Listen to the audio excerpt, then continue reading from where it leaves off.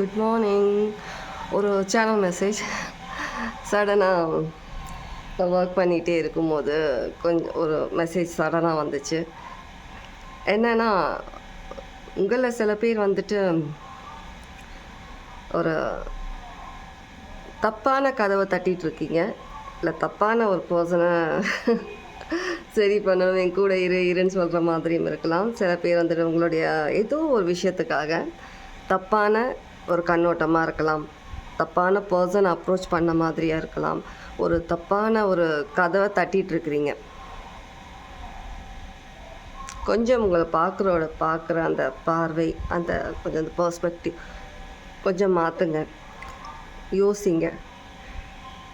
நீங்கள் இப்போ பண்ணிகிட்ருக்கிறது கரெக்டாக உங்கள் கண்ணு முன்னாடி தான் இருக்குது. உண்மை உங்கள் கண்ணு முன்னாடியே தான் இருக்குது. கரெக்டான அந்த டோர் உங்கள் கண்ணு முன்னாடியே தான் இருக்குது. ஆனால் நீங்கள் வந்துட்டு எப்படின்னா, நீங்கள் அந்த கொஞ்சம் ஃப்ளிப் பண்ணணும். ஒரு விஷயத்தை ஃப்ளிப் பண்ணுங்கள்.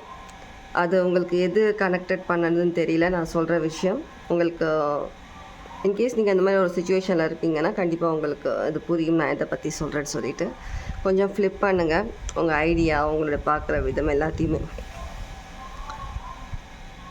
அந்த தப்பான டோர் கொஞ்சம் நகர்ந்து கொஞ்சம் தள்ளி போய் நின்று பின்பக்கமாக பார்க்கும்போது உங்களுக்கு உண்மை எது, நடந்துகிட்ருக்க விஷயம் என்ன, எந்த கதவு கரெக்டான கதவுன்றது உங்களுக்கு தானாகவே புரிய வரும். நீங்கள் அது உண்மைன்னு நினச்சிட்டு அந்த ஒரு விஷயத்தில் நீங்கள் ஸ்டபனாக இந்த விஷயம்தான் எனக்கான விஷயம் சொல்லிவிட்டு நீங்கள் இதுதான் கரெக்டுன்ற மாதிரி நீங்கள் ஒரு மாதிரி அதை யோசிச்சுட்டு அந்த விஷயம் பண்ணிகிட்ருக்கீங்க. கொஞ்சம் நீங்கள் பார்க்குற விதம் சேஞ்ச் பண்ணுங்கள். கண்டிப்பாக உங்களுக்கு எதனா சைன் கொடுத்துட்டு தான் இருப்பாங்க. யூனிவர்ஸ் சைட்லேருந்து, கடவுள் சைட்லேருந்து உங்களுக்கு ஏதோ ஒரு சைன்ஸ் கொடுத்துட்டு தான் இருப்பாங்க. நீ தப்பு பண்ணுற, நீ எடுத்த முடிவு தப்பாக நீ பண்ணிகிட்ருக்குற, கொஞ்சம் கண்ணை நல்லா திறந்துப்பாருன்ற மாதிரி. நீங்கள் வந்துட்டு கொஞ்சம் பிடிவாதத்தில் வந்துட்டு இல்லை நான் பண்ணுறது தான் சரின்ற மாதிரி ஒரு கண்ணை மறைச்சிருக்கு, ஏதோ ஒரு விஷயம் கண்ணை மறைச்சிருக்கு உங்களுக்கு. கொஞ்சம் டைம் எடுத்துக்கோங்க. கொஞ்சம் தள்ளி நின்று ஒதுங்கி நின்று யோசிங்க. உண்மை என்னன்னு உங்களுக்கு புரிய வரும்.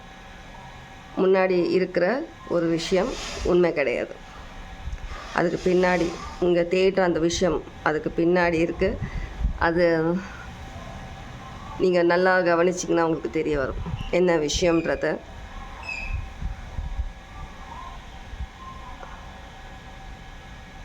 கவனிங்க, கண்டிப்பாக உங்களுக்கு உண்மை தெரிய வரும். Okay, take care.